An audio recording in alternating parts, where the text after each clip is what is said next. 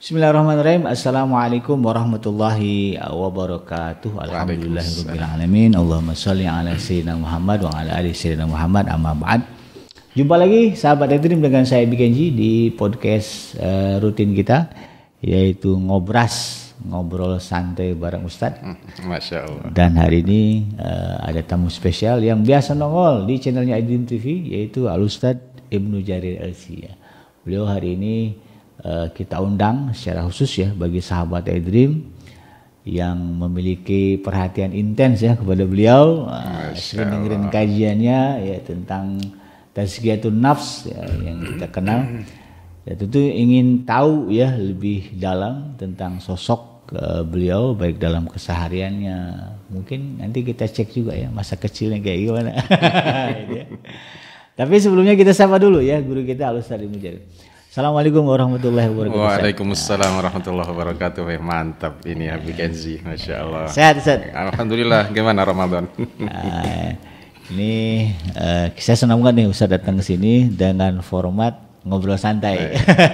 Cakep ini, cakep. Biasa kan kita serius ya, kajian gitu kan. Tapi ini serius tapi santai. Tetap aja serius ada tapi santai. Ya, jadi ini kita ingin tahu lebih, ingin kenal lebih dekat dengan Ustaz sebetulnya. Masya Allah.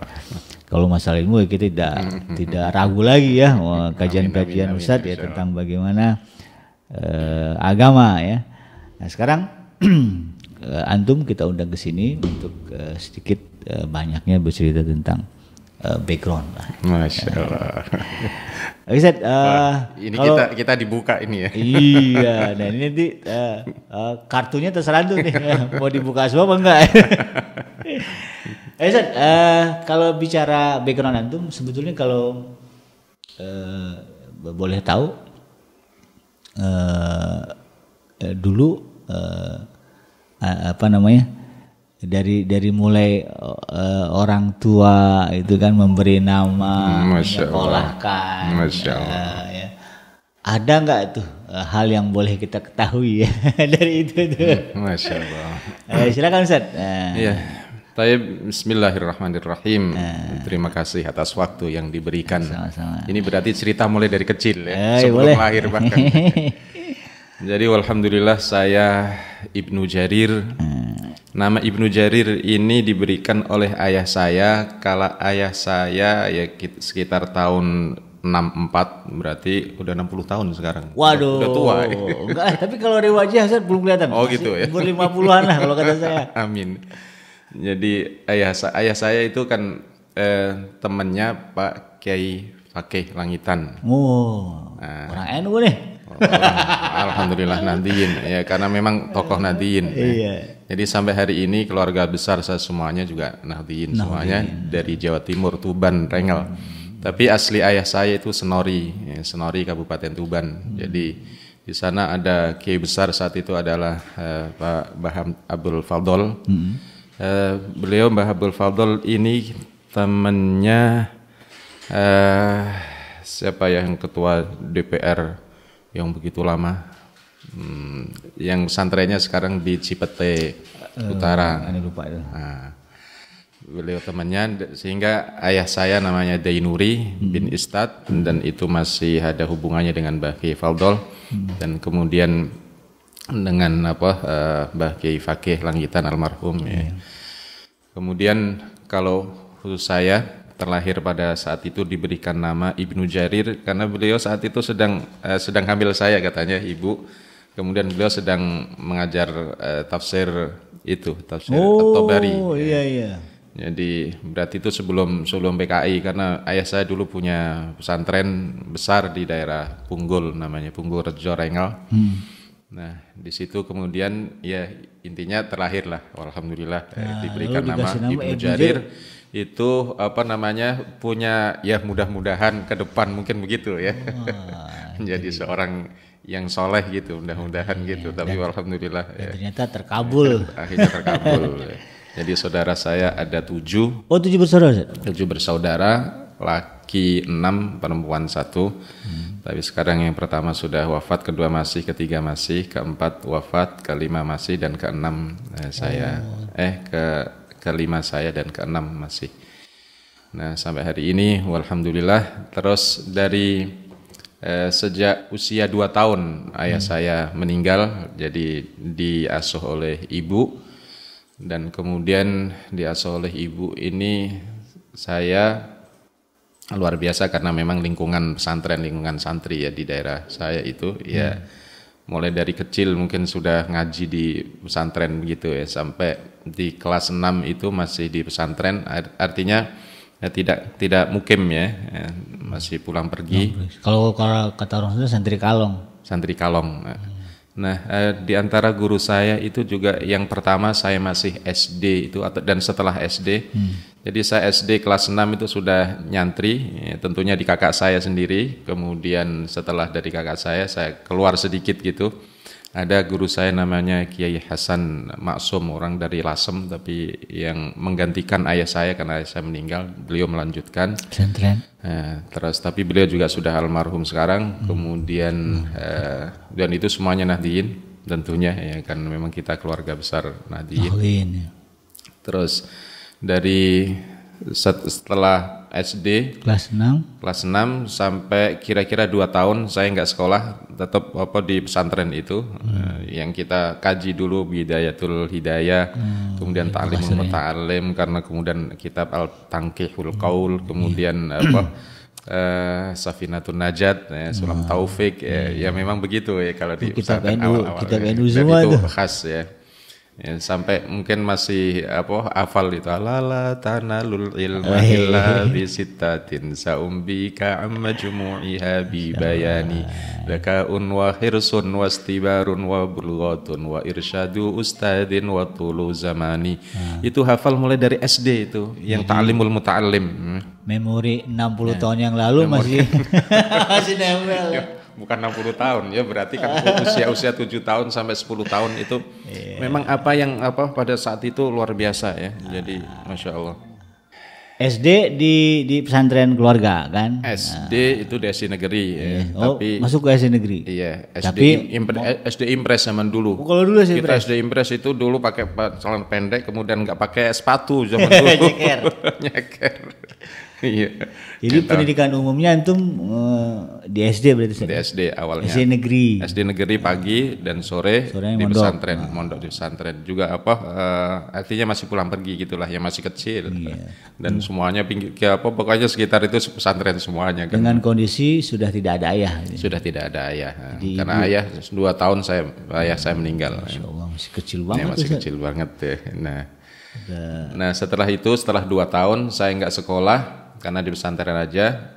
Paman saya, paman saya itu namanya Hamim Umar gitu ya. Beliau main ke tempat ibu saya gitu, terus melihat saya, oh ini kok enggak sekolah gitu.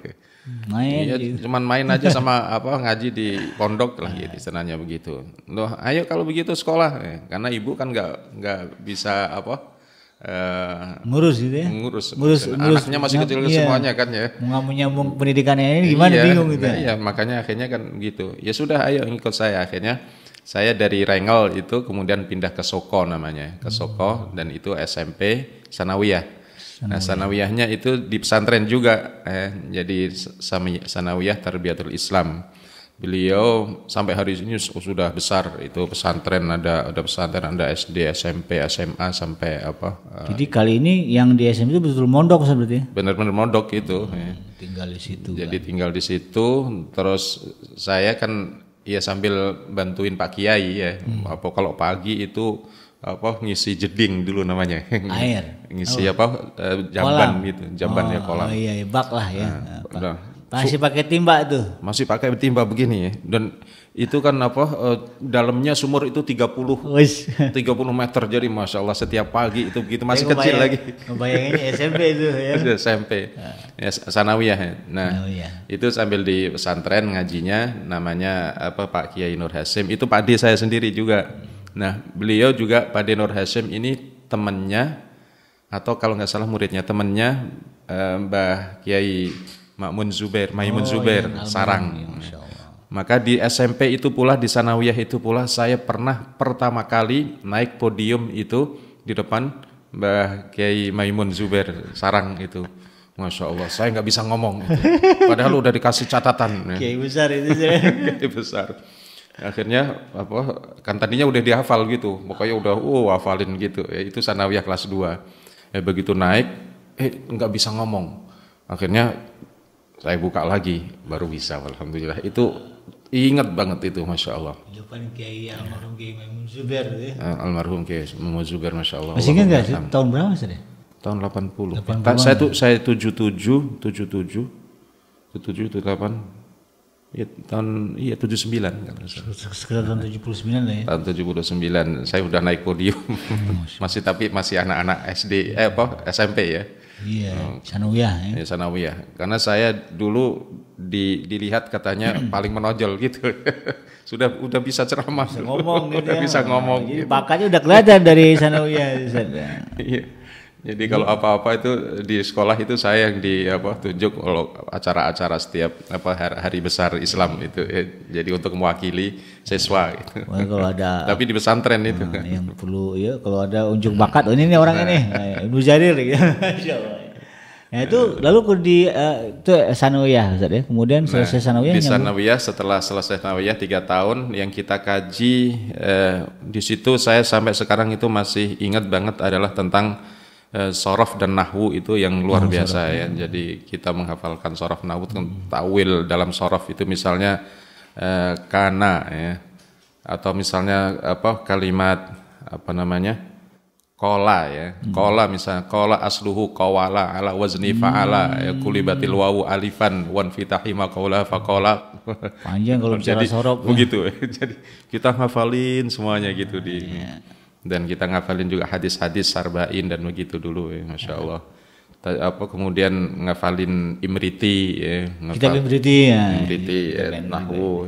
Jadi di sanawiyah itu yang nancep itu antara pidato itu dengan nahwu sorof itu ya. Itu di waktu dan itu sampai sekarang pesantren Tarbiyatul Islam di Nahdiyin juga. Ya tentunya, tapi di sana ya luar biasa sampai hari ini berkembang pesat itu. Dan kemudian setelah tamat dari aliyah, tamat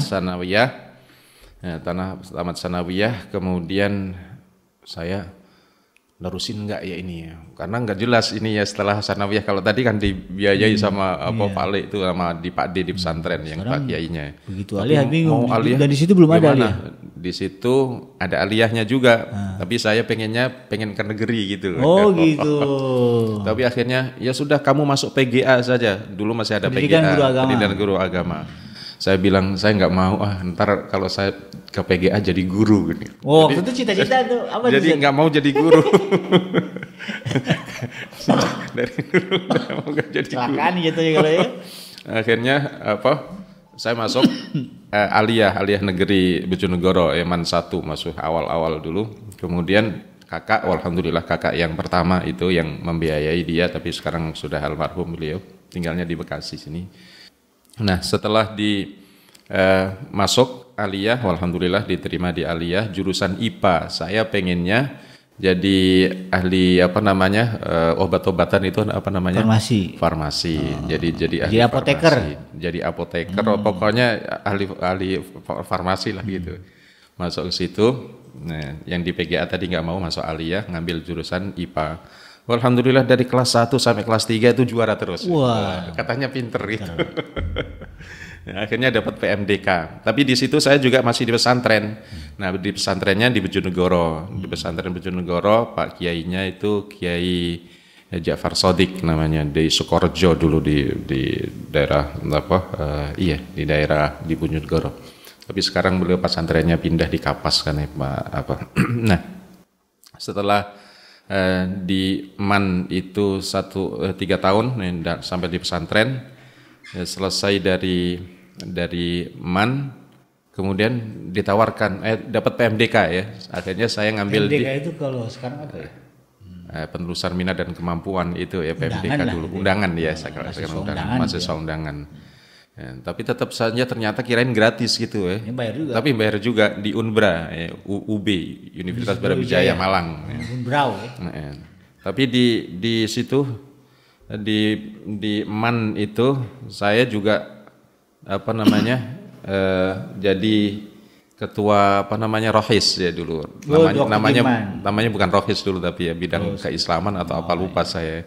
Saya sampai mewakili cerdas cermat sampai juara 1 se-Bojonegoro, akhirnya se-Jawa Timur. Saya kalah di Jawa Timur. Saya juga dulu juara apa namanya pingpong. Akhirnya apa se-Jawa Timur saya kalah juga di Jawa Timur. Jadi ketahuan nih olahraga saya pingpong ya. Olahraga pingpong dulu, pinter dulu Itu banyak kenangan-kenangan ya. Tapi kalau di pesantren di Bojonegoro itu, kalau di SD SMP itu kan banyak hafalan. Tapi waktu di pesantren di Bojonegoro itu sifatnya baca kitab ya. Jadi yang kita baca dulu Riyadhus Shalihin, kemudian jadi sudah kitab-kitab begitu ya. Nah, tapi lebih ke pemahaman.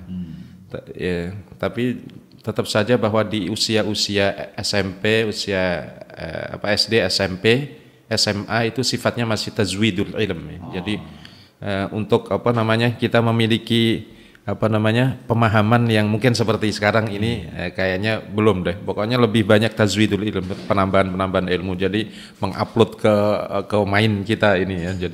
Jadi dan itu Masya Allah bermanfaat sekali ya. Makanya kalau saat ini anak-anak kita di SD, di SMP nggak apa-apa, itu pokoknya isi aja terus, dikasih aja terus. Yang penting hafal, yang penting nempel dulu ya.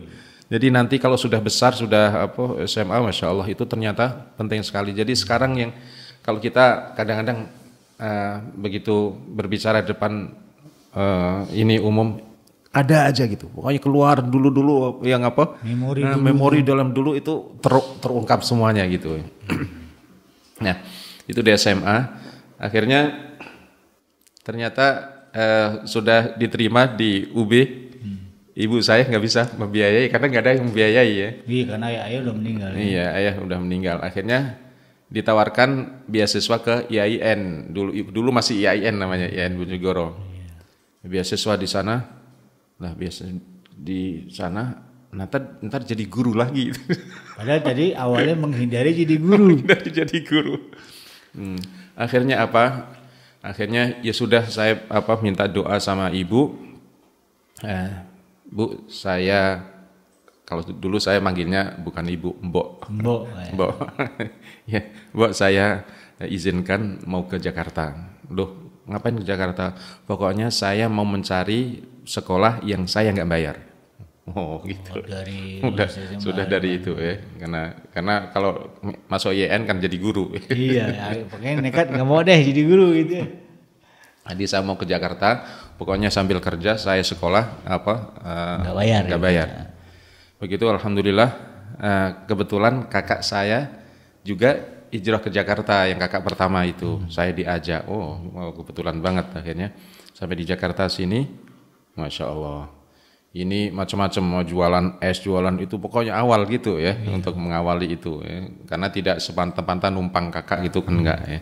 Akhirnya di Jakarta sini setengah tahun, kira-kira setengah sampai 1 tahun itu saya jualan es di Pulau Gadung sana, kemudian jualan masuk ke konveksi akhirnya, karena jualan kayaknya terlalu berat ya, masuk konveksi.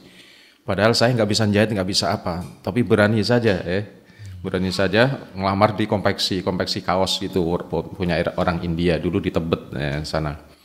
Diterima, makanya alhamdulillah 6 bulan saya kerja di konveksi itu, lumayan ya gajinya kan dulu di bagian apa tuh waktu itu? Obras kaos itu. Padahal kan tuh nggak bisa jahit. Saya nggak bisa, padahal nggak pernah pegang juga, tapi bisa gitu. Ilmu laduni. Ilmu laduni itu kalau bahasa Jawa ilat kudu muni. Oh, iya. Kita harus ngomong gitu.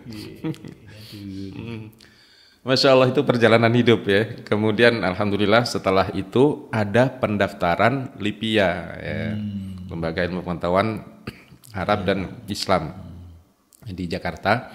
Nah saat itulah saya kemudian ikut daftar. Alhamdulillah ikut daftar. Daftar pertama yang kan nggak pernah ngomong bahasa Arab ya, artinya kalau kitab di pesantren itu kan kitab dibaca saja, kita mendengar dan hafalan dan begitu ya, kita bisa ya. Tapi kalau speaking itu atau tahadus itu muhadatsah itu nggak bisa ya. Nah, nahwu juga apa yang enggak terlalu Sebatas ini ya, hafalan sebatas juga. hafalan dulu ya. Kurang terlalu mengerti ya. Tapi baca kitab ya dikit-dikit bisa lah gitu. Nah, akhirnya daftar, begitu tes, tulis, alhamdulillah diterima. Tapi begitu Wawancara? Wawancara. Review ya, wawancara ya. Yang ngetes orang-orang Arab, orang tinggi-tinggi, masya Allah. Masuk itu udah gemetar. Langsung ditanya, Mas Mak, apa nih? Tapi ngerti juga, ini Jarir. Kemudian pokoknya ngomong ya, dikit-dikit saya ngerti. Tapi intinya adalah tes wawancara nggak diterima. Akhirnya nggak gimana ini. Nah, tidak diterima, tapi mungkin itu juga jalannya ya. Jadi akhirnya ada teman di Jakarta sini yang sudah jadi guru diniyah di Aisyah di di daerah Pasar Rumput sana. Sekarang masih beliaunya Ibu Nurdiati ya. Itu pimpinan Aisyah pusat ya. Nah, kemudian kita berinteraksi dengan teman-teman di Muhammadiyah ya. Akhirnya saat itulah saya daftar jadi guru. Nah, jadi guru padahal dari awal enggak mau jadi guru. Menghindari jadi guru. Sampai merantau ke Jakarta. Tapi sampai merantau ke Jakarta kok jadi guru? Masya Allah. Takdir itu nggak tahu pokoknya memang begitu pengennya. Jadi akhirnya jadi guru terus sambil nunggu 6 bulan karena per 6 bulan dulu dibuka ya TV ya. Begitu diterima daftar lagi, alhamdulillah diterima. Jadi antum Masya Allah. Percobaan kedua baru diterima. Percobaan kedua diterima. Setelah diterima ya masuk ya, pokoknya intinya teman-teman saya itu ada Ustadz Ali Ahmadi, Dr. itu Abu Bakar Al-Habsyi. Besar juga itu. Itu siapa sekarang Sekjen ya, Pak Sekjen PKS. Habib Abu. Ya. Kemudian Ustadz Ahmad Kusyairi yang pimpinan IKADI. Angkatan antum tuh. Angkatan. Terus masih banyak angkatan. Berarti memang udah tua ya usia. Jadi akhirnya gelar LC itu dari situ saja. Terus di Libya itu karena kan kita bahasa masih nol lah istilahnya ya, cuman tahu sedikit-sedikit saja. Akhirnya di situ kita ngambil bahasa selama 4 semester ya. Bahasa 2 tahun 4 semester. Jadi tahun 86 tahun 86 itu kita ngambil I'dad Lughawi 4 semester. Setelah 4 semester alhamdulillah mumtaz terus. Ternyata bisa juga. Terus 2 tahun ditambah 1 tahun takmili. Persiapan universitas. Nah, setelah tahun takmili jadi berarti 3 tahun di bahasa saja. Kemudian masuk syariah. Masuk syariah itu alhamdulillah yang nguji itu dokter Khotam nih, dari mana itu? Dari Khurtum. Terus dokter Salim. Khurtum Dr. Salim Asegaf. Itu kedua, yang kemudian ketiga ada dokter dari Palestina gitu dulu. Pokoknya 5 orang yang nguji itu. Dia hafalan Al-Qur'annya, kemudian pengetahuan tentang Islam, pokoknya gitu lah. Sampai 3 kali kita ujian. Itu awal-awal memang selektif banget ya, di masuk syariah gitu. Kemudian pas di situ kita berbarengan dengan Masya Allah Gus Ulil Absor Abdallah. Masya Allah. Kemudian Sofyan Nur. Saya Mereka masih ingat gak sih sama antum? Masih komunikasi. Seangkatan. Masya Allah. Tahun berapa tuh lulus Ustaz di Libya? Kemudian sampai itu masuk syariah, kemudian tahun 93 selesai. Jadi 7 tahun di syariah. Dengan gelar akademisi dengan gelar LC lisensi. Nah, tahun 97. Tahun 93. 93. Iya, selesai tahun 93. Tapi di saat itulah saat ternyata saya ngajar itu, mulai ngajar di ini, itu membangkitkan kesadaran ya. Ternyata yang selama ini dihindari, yang takdir ya. Tapi Allah Subhanahu wa taala selalu mengarahkan ke situ. Akhirnya sadar, Masya Allah, melihat betapa anak-anak yang sangat membutuhkan ini ya untuk pencerahan itu luar biasa. Apalagi setelah ngikut kajian-kajian yang pekanan itu ya. Dari tahun 98 atau tahun 89. Iya, 89. Masya Allah itu menjadi sadar banget ya betapa subhanallah Islam itu indahnya, semakin membuka mata, membuka pikiran tentang bahwa selama ini kalau saya menghindari jadi guru, Allah selalu arahkan untuk menjadi guru, kemudian menjadi orang-orang yang memberikan pengingat. Masya Allah, baru terasa indah ya, Masya Allah indah. Kenapa dulu berusaha untuk menghindari? Itu yang indah itu. Itu yang indah. Maka kayaknya Allah paksa gitu, mau keluar lurusin lagi, mau belok lurusin lagi. Akhirnya alhamdulillah enak menjadi guru. Menjadi guru itu jadi berarti mulai 86 jadi guru guru diniyah, madrasah diniyah. Kemudian setelah itu menjadi guru sanawiyah. Setelah menjadi guru sanawiyah, menjadi guru aliyah di Al-Hikmah Bangka dari tahun 93. Kemudian di studinya Al-Hikmah. Kemudian tapi tahun saya masih di Lipia itu semester 4 kalau nggak salah, mulai saya juga bikin ma'had dulu. Ma'had namanya Ma'had Saqafah. Sahabat saya dulu yang sekarang jadi syekh kita di Salafi, teman kita di Salafi itu Zainal Abidin. Zainal Abidin. Nah, dulu kemudian sama-sama bikin Ma'had Saqafah, sampai bikin Saqafah, kemudian di sana di daerah Johar Baru.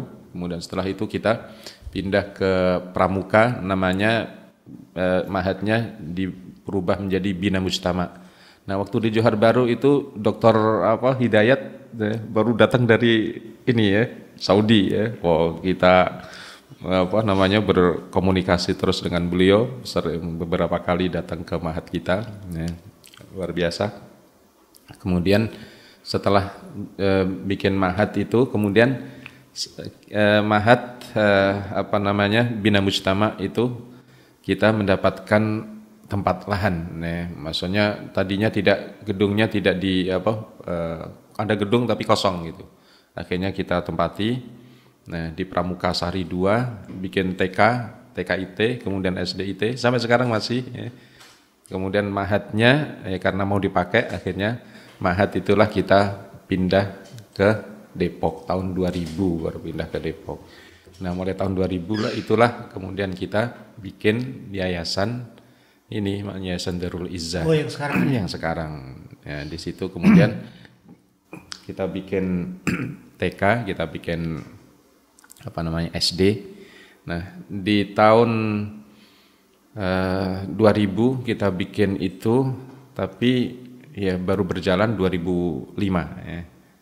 Jadi pembebasan tanah itu tahun 2000, tapi baru berjalan programnya itu tahun 2005. Ya. 2005. Ya, tapi dari tahun itu kita sudah intent mulai, ya, jadi sudah mulai keliling Indonesia, mulai dari Sabang sampai Merauke, mulai dari utara sampai selatan, semuanya alhamdulillah. Dulu baru berapa provinsi? 27 provinsi. 27 ya. Sekarang udah 34. Iya. 2008. Jadi semuanya di kampus-kampus besar, di kota-kota besar, semuanya se-Indonesia sudah semuanya, kecuali Sulawesi Utara itu belum pernah kita kunjungi. Dan pada 2005, 2006 kita dapat tugas undangan ke Jerman, keliling ke 16 negara bagian di Jerman. Wah, itu yang sampai sekarang ingat itu ketemu seorang orientalis ternama dunia. Dia guru besar di Hamburg. Kemudian dia seorang tokoh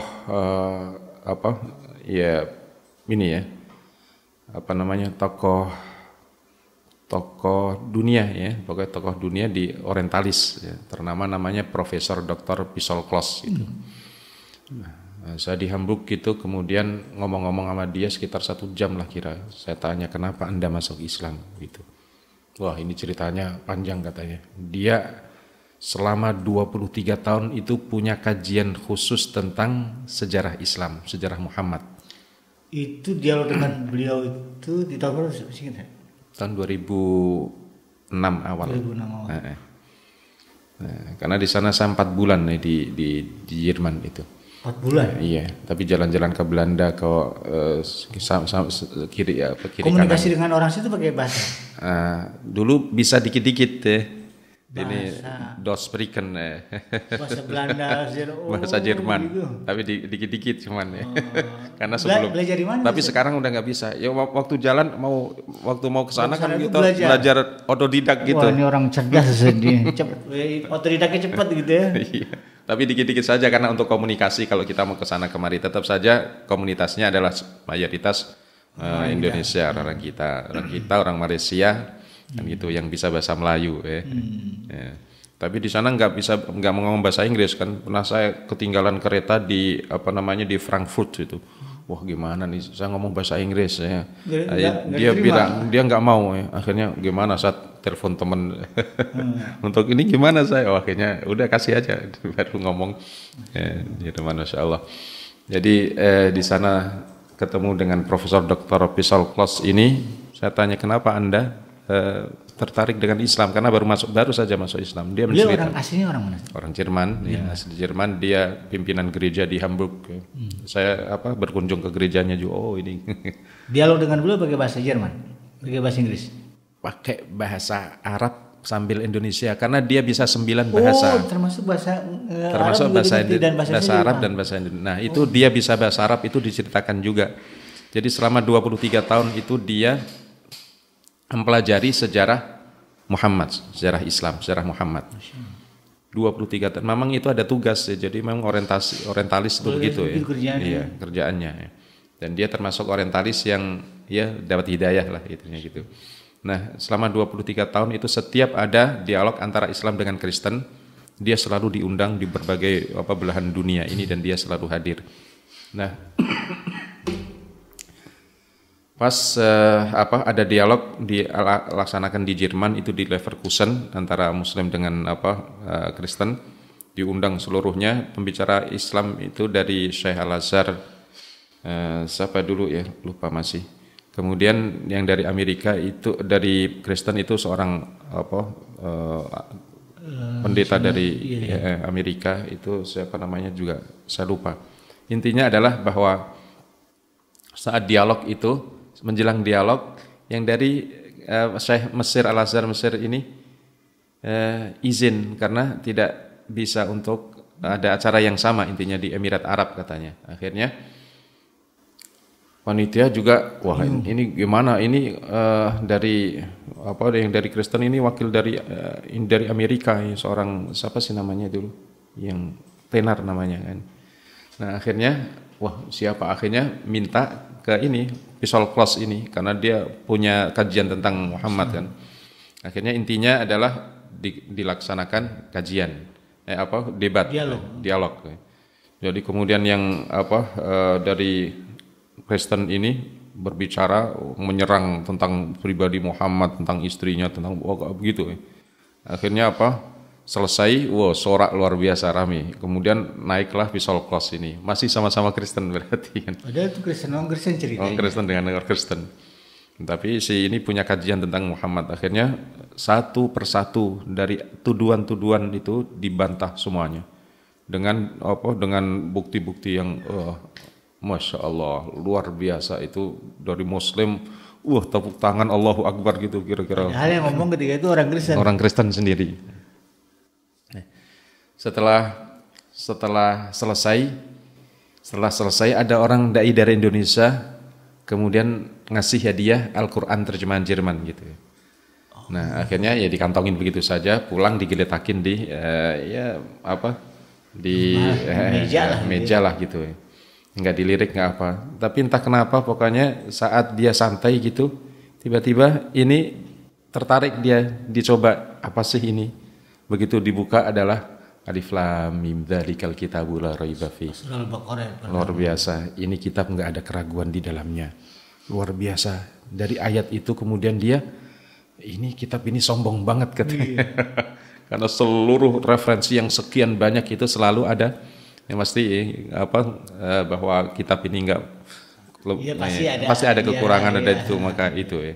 Kalau ini tidak ada keraguan, ini tidak ada keraguan di dalamnya. Akhirnya terus dibaca dan azam 4 bulan dibaca dari surat Al-Fatihah sampai surat An-Nas dalam waktu 4 bulan. Dan itu terjemahannya saja. Mungkin terjemahan dari Al-Fatihah sampai An-Nas. Masya Allah, mungkin kita belum pernah ngelakuin itu ya. Menghatamkan dibaca semuanya. Akhirnya apa? Disitulah dia tertarik ingin bisa bahasa Arabnya. Tapi bagaimana caranya? Dia bukan orang Arab, dia bukan orang ini. Akhirnya apa? Kalau mau dia datang ke orang Arab, ya pasti malu juga lah. Dia tokoh besar dunia, masuk datang ke orang Arab. Tapi dia punya perpustakaan besar. Akhirnya dia kaji itu, belajar bahasa Arab, otodidak selama 6 bulan dia mengerti bahasa Arab, bisa ngomong bahasa Arab. Luar biasa. Belajar sendiri. Belajar sendiri. Ini cerdas luar biasa. Makanya dia punya 9 bahasa, termasuk bahasa Indonesia, meskipun bahasa Indonesianya karena ada belum. Interaksi Indonesia ini. Karena di sana juga ada orang-orang Indonesia kan itu. Nah akhirnya dia bisa bahasa Arab.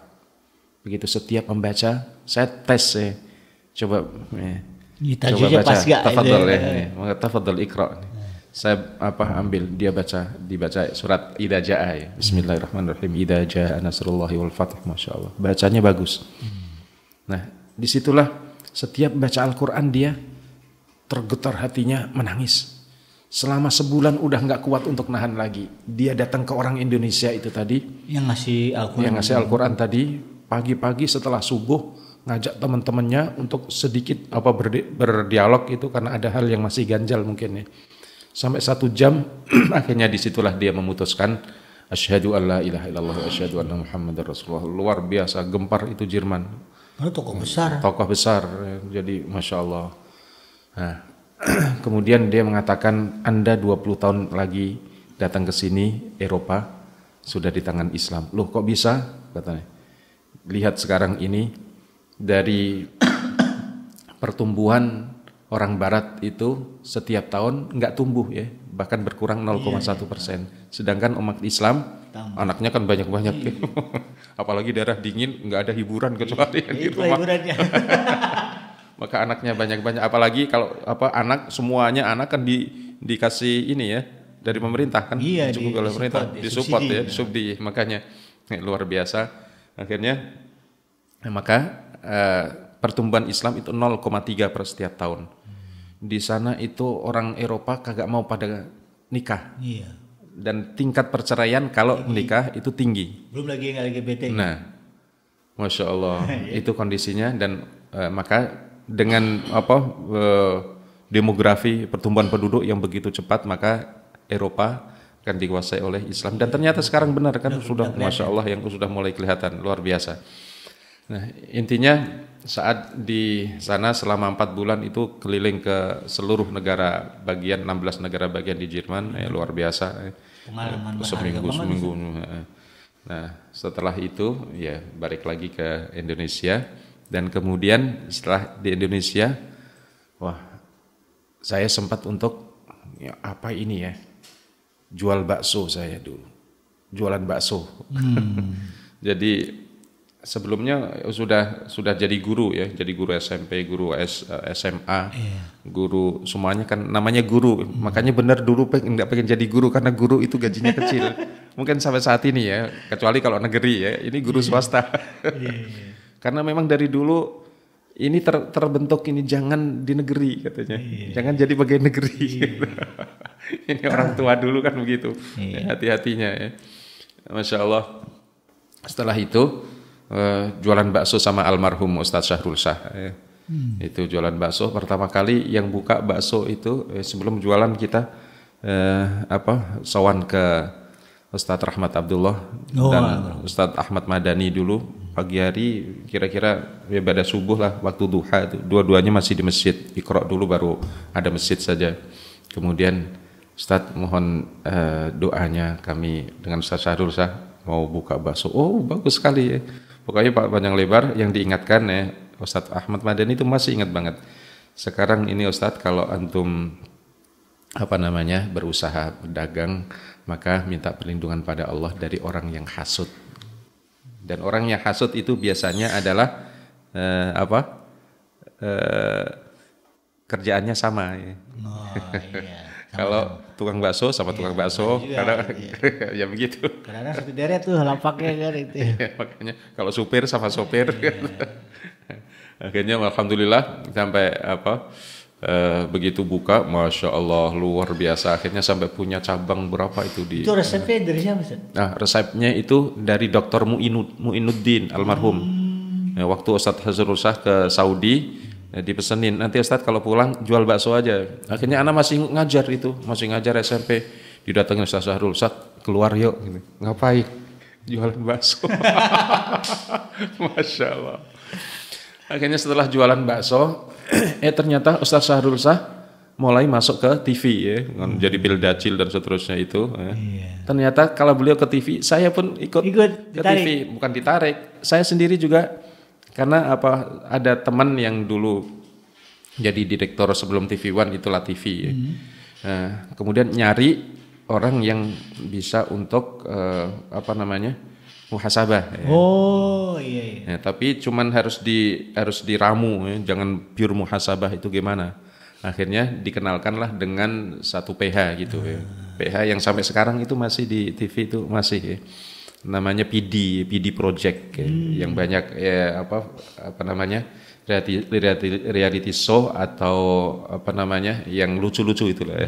Komedi. Ya komedi. Termasuk ada orang-orang besar itu yang dibesarkan oleh PD Project ini. Nah. Antum dikenalkan sama itu. Ya Cagur itu kan termasuk Nah, akhirnya ditarik sama mereka. Akhirnya ditarik sama beliau. Kemudian programnya apa saat kita ngomong-ngomong semuanya masalah tentang sekitar taubat kalau begitu. Akhirnya diputuskanlah 7 hari menuju taubat. Itu yang fenomenal banget. 7 hari 7. Itu luar biasa. Di samping yang online itu yang offline masya Allah banyak sekali. Sampai kita selesai itu ada 300 klien yang offline ya. Luar biasa itu. Nah, saat kita di TV, itulah TV sebelum jadi TV One dulu, selama 3 tahun lah kita sampai episode yang ke berapa 100 berapa dulu. Lama juga itu. Lama juga. Ya. Jadi, nah di situ kita ngambil peran untuk memberikan muhasabah kepada klien semuanya dan alhamdulillah banyak yang banyak yang kembali, tapi juga tidak sedikit yang masih tetap. Karena faktor ekonomi yang paling banyak ya. Dan sampai hari ini ada yang jadi ustadz juga ya, yang tadinya perampok, pembunuh, masya Allah taubatnya luar biasa. Sampai hari ini dia jadi ustadz ada. Antum tahu tuh ya? Tahu sampai sekarang. Nih. Dulunya rampok. Dulunya pembunuh dulu, masya Allah. Ikut kajian antum kemudian taubat. Karena kita bikin pesantren 7 hari menuju taubat, memang prosesnya itu 7 hari ya. Mulai dari sejak ngambil di lapangan dan sampai dia kemudian mau untuk show itu luar biasa itu. Nah itu akhirnya ke TV. Dan begitu ke TV baksonya nggak terurus. Nggak ada keluarga yang ngurusin? Ya nggak ada. Ya. Anak ngomong-ngomong anak ada berapa? Oh iya anak saya 4 ya. Alhamdulillah. Yang paling besar sekarang? Yang paling besar sudah berkeluarga dan sekarang yang ngurus yayasan ini. Oh, Darul Izzah. Iya, Darul Izzah sama SDIT Izzati. Kemudian yang kedua ngikuti bapaknya sekarang. Oh, jadi saya juga deh.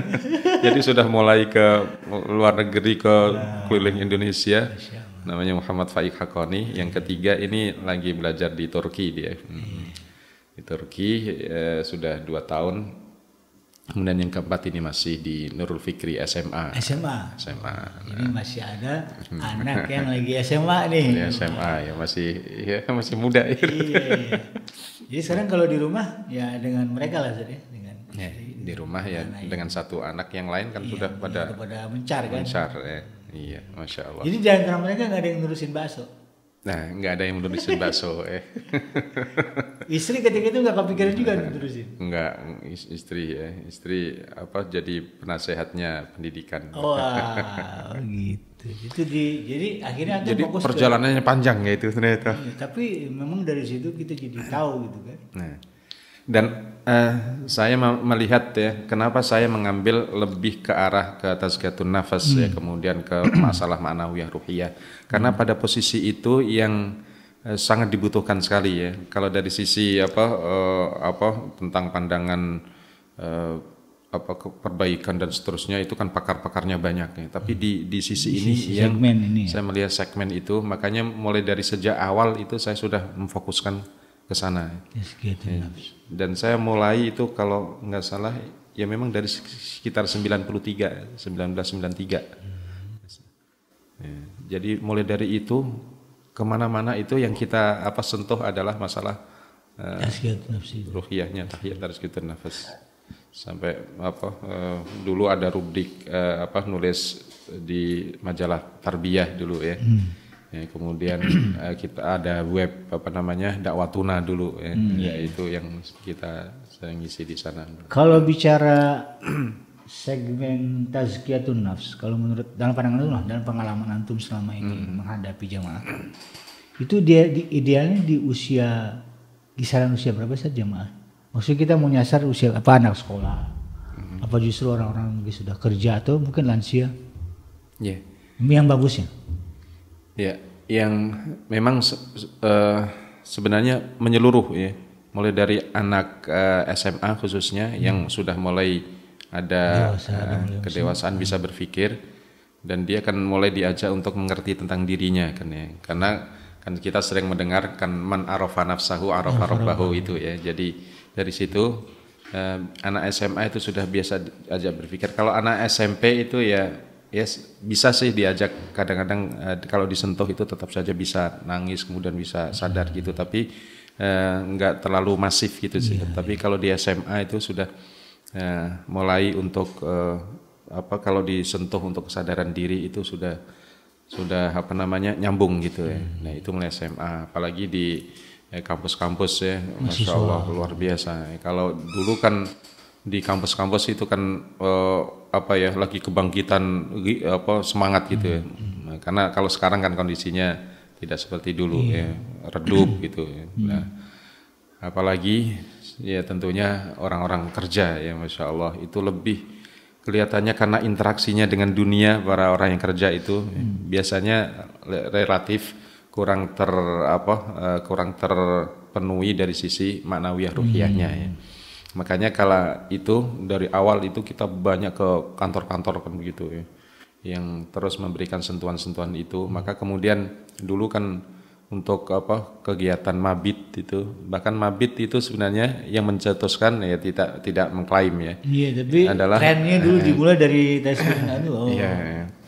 Ya, jadi begitu tahun-tahun ya awal 2000-an ya, itu sudah kita galakkan untuk mabit ya, jadi malam bina iman dan takwa ya, di situ mesti ada qiyamul lail muhasabah ya, makanya kalau dulu ada qiyamul lail muhasabah kan di mana saja semuanya masjid penuh, apalagi kalau Ramadan malam 27 itu Masya Allah. Dulu saya ngisi di berapa tahun itu ngisi di Atin untuk ini, kemudian jadi keliling ke Indonesia itu juga lebih ke memberikan penguatan pada sisi manawiyah ruhiyah tazkiyah itu, yang karena itu pertama dari dai-nya cuman sedikit ya, tapi mudah-mudahan sekarang pada bermunculan lah ya. Tapi dulu masih sedikit banget ya, sehingga memang di situ perlu kuatkan posisi itu. Nah, sekarang kalau bicara tazkiyatun nafs kan kita, kalau saya pribadi suka melihat ini sisi yang disentuh tuh sisinya segmennya hadis sufi, tasawuf gitu. Ya. Memang kalau disebut sufi itu kan gitu. Terlepas dari tarekat itu bagian dari sufi. Sufi itu orang yang berusaha untuk mensucikan dirinya. Nah, kalau zaman dulu kan disebut dengan tazkiyah. Antara tazkiyah, sufi, tasawuf itu kan satu ini. Nah, ada tasawuf atau sufi yang sesuai dengan sunnah. Ada sufi yang ada yang tidak terlalu dekat dengan sunnah. Maka itu yang dengan berbagai macam torikot itu. Torikot pun misalnya ada muktabaroh dan ada ghairu muktabaroh kan. Ada yang memang dekat dengan sunnah, ada yang terlalu jauh gitu ya intinya. Nah, antara tazkiyah kemudian tarbiyah ruhiyah atau tasawuf sesungguhnya adalah memiliki kesamaan. Ya memang di situ-situ yang dibahas ada tentang tazkiyatun nafas ya kan, rujukannya kepada Al-Ghazali, kemudian kepada Ibnu Rajab dan seterusnya ya, ke sana. Juga termasuk Syekh Abdul Qadir Jailani itu Masya Allah ya luar biasa ya, meskipun kadang-kadang ada berlebihan dikit gitu ya, tapi dari pesan-pesan beliau itu kan luar biasa. Jadi segmen itu yang antum ambil. Nah, segmen itu yang anak ambil karena di situ relatif sedikit. Sedikit Ustaz. Kalau ditanya kenapa bisa sedikit Ustaz?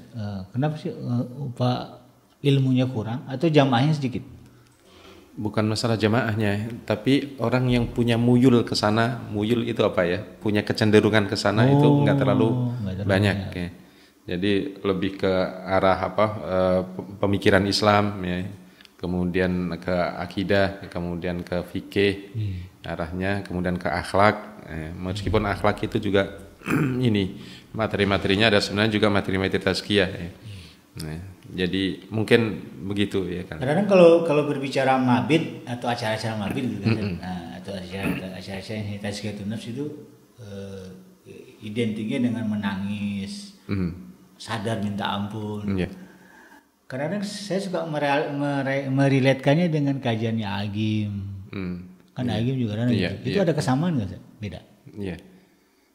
Yang pertama arahnya, bahwa muhasabah itu nggak harus nangis ya, karena muhasabah intinya adalah melahirkan mendorong kesadaran. Jadi kalau ada nangis itu bagian dari sebuah reaksi ya, betapa sebuah kesadaran itu terinternalisasi pada dirinya sampai kan. Nangis gitu kan. Ya, menangis. Maka ya alhamdulillah muncul seperti Agim yang lebih ke arah hati, manajemen kolbu dan tapi sebetulnya prinsipnya itu saja tazkiyah. Iya. Jadi termasuk Agim mengambil segmen itu juga. Ngambil segmen di situ juga. Kalau yang agak gaul Ustadz Maulana. Ustadz Maulana itu ngambil dari sisi sentuhan sensitivitas dari juga kesadaran keislaman. Jadi gimana jamaah kemudian hatinya itu sadar sehingga dia bisa nangis ketika berdoa begitu. Jadi memang masing-masing alhamdulillah para pendakwah itu punya semacam ilham gitulah, insting gitu ya. Jadi ini diarahkan ke sini, ini mengambilnya posisi ini, mengambil posisi ini, dan itu memang semuanya adalah fadlun minallah ya. Jadi karunia Allah. Ada regenerasi nggak dari keluarga sendiri misalnya? Nah makanya generasi saya ini yang kedua itu. Putra kedua nih. Kelihatannya mirip-mirip ya. Dan mungkin karena cuman perlu masa inilah. Masa tayang lah. Iya, jam terbang. Jadi sekarang ini diplot biar mateng betul-betul. Tapi nanti memang segmen yang akan beliau ambil juga di segmen. Kelihatannya di situ, dan juga Islamisasi beliau yang ambil adalah Islamic worldview. Jadi memadukan antara Islamic worldview dengan wawasan keislaman. Itu yang diambil. Jadi kalau berbicara antum memilih jadi dai, sebetulnya kecelakaan apa? Kalau jadi dai-nya itu memang niat dari ketertarikan ya, karena melihat kondisi lapangan ya. Tapi kalau jadi guru tadi sebenarnya saya hindari, tapi Allah terus mengarahkan begitu ya. Jadi kalau begitu Zat ini untuk sahabat itu yang akhirnya jadi guru yang dai insyaallah gitu. Dalam konteks menentukan cita-cita, membentuk cita-cita dalam pandangan itu gimana? Kayak tadi itu sebetulnya saya nggak mau jadi guru nih, tapi ujung-ujungnya jadi guru juga. Nah ini kalau anak-anak muda yang misalnya ada yang pengen jadi dokter, ada yang pengen jadi insinyur, dalam pandangan itu seperti apa? Iya. Kalau cita-cita duniawi mau jadi dokter, insinyur, pilot kan dulu begitu, jadi angkatan bersenjata atau TNI, jadi polisi, itu hanya cita-cita antara, artinya ada dunia. Tapi cita-cita yang harus dibangun oleh setiap muslim adalah cita-cita ukhrawi. Wah, Nah, yang paling penting. karena apa? Permintaan kita kan Rabbana atina fid dunya hasanah wa fil akhirati hasanah wa qina adzabannar. Cita-cita duniawi kan cuma satu, sukses dunia. Ya sukses dunia kini biasanya udah kita rasakan lah ya, mungkin seperti antum Masya Allah jadi pejabat, duitnya berlipat, mobilnya mengkilat, rumahnya bertingkat, istrinya berapa? 4. Istrinya sehat, istrinya taat, anaknya sehat-sehat. Nah, itu sukses dunia. Tapi sukses akhirat kan minta dua. Wa fil akhirati hasanah wa qina adzabannar. Masuk surga, selamat dari siksa api neraka dan itu. Maka yang penting dalam masalah cita-cita adalah anak-anak kita, generasi kita tanamkan cita-cita akhirat adalah pertama, baru cita-cita antara yakni cita-cita dunia. Akhirnya apa? Akhirnya adalah bahwa dia jadi apa saja dia akan menjadikan akhirat sebagai goalnya, sehingga dia jadi dokter yang soleh, sehingga jadi guru yang soleh, jadi pilot yang soleh, jadi pokoknya jadi apa saja dia menjadi orang yang soleh karena akhirat menjadi cita-cita besarnya. Nah, itu penting. Jadi ini untuk sahabat Dream yang muda-muda atau yang punya anak lah itu. Penting. Pondasinya itu Nah, itu penting. Bagaimana dia orientasinya adalah ukhrawi dulu, yang lainnya nanti ikut minat dan bakat. Nah, itu sesuai dengan minat dan bakat. Ini kalau berbicara sekolah yang antum bangun sekarang, Darul Izzah, itu konsepnya ke tazkiyatun nafs juga gak? Enggak, kalau itu konsepnya lebih ke mendekatkan ke Al-Quran sebagai basicnya. Kayak tren-tren sekarang gitu kan. Tren sekarang gitu. Nah, kalau di zaman dulu kan kalau banyak yang penekanannya ke hafalan kitab.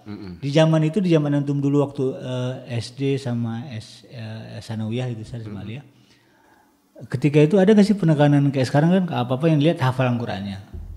Kalau zaman antum belum gitu apa sudah? Kalau dulu zaman anak penekanan Al-Quran itu belum, karena mungkin anak tidak di pesantren Al-Quran daerah kita ya. Mungkin kalau di di Kudus itu kan pusat ya. Seperti Sarang, Kudus Sarang itu ada pesantren-pesantren yang memang khusus Al-Quran. Termasuk Dr. Ali Ahmadi yang sekarang punya pesantren Al-Hayah di mana itu Condet ya. Iya, Condet. Nah itu dari awal memang fokusnya ke Al-Quran beliau. Ya. Kalau waktu antum itu nggak kesana fokusnya. Kalau fokus sana nggak lebih ke hafalan kita nahdin semua gitu ya. Nahdin, ya. Memang mayoritas sebenarnya nahdin ke arah pemahaman kitab-kitab itu ya, kajian-kajian kitab. Menarik Ustaz, apa yang antum ceritakan tadi. Nah, ini terakhir Ustaz, apa nasihat antum nih untuk para dai ya, atau calon-calon dai ya, yang mau terjun ke dunia dakwah, ada yang mau pengen masuk TV, kalau antum udah ngerasain kan gitu kan, ada yang baru menjajaki, nah apa nasihat yang bisa antum berikan kepada kita? Iya, Masya Allah saudara-saudaraku sekalian, di mana saja berada para duat ilallah, yang pertama adalah kita bangun selalu kesalehan diri kita, yang pertama, yang kemudian yang kedua, karena Rasulullah menyampaikan pada kita balighu anni walau ayah. Jadi apa yang baik pada kita, pengetahuan dan seterusnya, maka itu perlu disampaikan. Ya, kemudian yang ketiga, kita memang punya beban moral ya bagi kita yang mengerti tentang Islam. Untuk apa? Untuk berupaya kondisi masyarakat kita, hendaknya kita punya sumbangsih apa yang kita berikan kepada mereka, dan jangan berpikir pengen misalnya masuk TV, pengen tenar, pengen ini semuanya. Itu hal-hal yang memang mungkin wajar ya. Tapi yang terpenting adalah kalau kita banyak memberi kepada masyarakat dan kita terus berupaya untuk memperkaya diri kita ya, dengan sakofah Islamiyah, dengan pengetahuan dan seterusnya dan pengalaman lapangan, itu dengan sendirinya yang itu semuanya itu akan ngikut nanti ya. Jadi itu jangan jadikan sebagai tujuan ya, tapi itu sarana saja ya. Jadi dengan kita semakin banyak memberi, karena memang dai itu adalah spiritnya spirit of giving kan ya, spirit memberi pencerahan, memberi pengetahuan, menyentuh hati dan seperti itu, dan ini yang perlu kita perhatikan. Lalu berikutnya adalah memang perlu setiap kita itu membangun branding kita sesuai dengan muyul kita, sesuai dengan keahlian kita, minat bakat ya. Jadi itu penting ya. Jadi jangan jadi apa namanya yang serba bisa gitu ya. Kelihatannya susah ya. Serba bisa. Ya, serba bisa. Tapi boleh juga ya bagi yang memang punya potensi di sana. Tapi kalau bisa ya bangun branding kita pada sisi-sisi tertentu. Misalnya kalau anak kan lebih ke arah maknawiyah tazkiyah yang saya ini fokuskan. Memang sejak awal kayaknya seperti itu. Nah, kemudian mungkin ada yang dari sisi pemikiran, mungkin ada yang dari sisi intinya sejarah atau sirah nabawiyah, dan itu yang luar biasa. Disitulah tekuni dan banyak memberi di sana, lalu terus gali dari potensi-potensi yang ada sekitar itu. Dan itu insya Allah Allah akan berikan semuanya jalan. Sekali lagi ketenaran dan seterusnya itu adalah akan dengan sendirinya. Fadlun minallah. Fadlun minallah. Benar-benar Masya Allah, itu luar biasa. Jadi itulah tips dan rahasia yang telah dijadikan oleh guru kita Al-Ustaz Ibnu Jarir LC, bagaimana menjalani dunia dakwah. Masya Allah. Dan ini harus menjadi catatan kita nih ya, calon-calon dai ya, orang-orang dai. Dan jangan berharap tentang dunia, karena dunia itu dengan sendirinya akan datang. Jadi kadang-kadang kan ini kan gitu. Jadi berpikirnya tentang apa yang saya dapat, jangan begitu. Makanya memang kadang-kadang dalam dunia dakwah itu ya memang gitu. Ada kalanya nggak enak banget. Kadang enak banget gitu kan. Enak banget ya. Tapi kadang-kadang kan yang orang lihat yang enak ya gitu kan. Dia lupa kita juga pernah mengalami hal-hal yang tidak enak. Intinya wala tamnun tastaksir. Jangan banyak berharap dari orang, Allah Subhanahu wa taala yang akan memberikan balasan. Baik, Ustaz, jazakumullah khair. Masya Allah, barakallahu fikum. Atas ulasan, uraian ya. Masya Allah. Jadi sedikit banyak kita tambah tahu ya, inilah kehebatan guru kita. Gitu kan. Di sisi lain juga ada wejangan yang tentu penting untuk kita praktekkan. Oke, sahabat Edrim, insya Allah kita ketemu lagi di waktu. Insya Allah, barakallahu fikum. Assalamualaikum kepada seluruh pemirsa. Demikian sahabat Edrim yang dirahmati Allah, perjumpaan kita di podcast Ngobrol Santai bareng Ustaz bersama guru kita Ustaz Ibnu Jarir LC, dan insya Allah kita akan ketemu lagi di lain waktu. Kita akhiri dengan doa kafaratul majelis. Subhanakallahumma rabbana wa bihamdika asyhadu an la ilaha illa anta astaghfiruka wa atubu ilaik. Alhamdulillahirabbil alamin. Assalamualaikum warahmatullahi wabarakatuh. Masya Allah. Ila liqa insyaallah.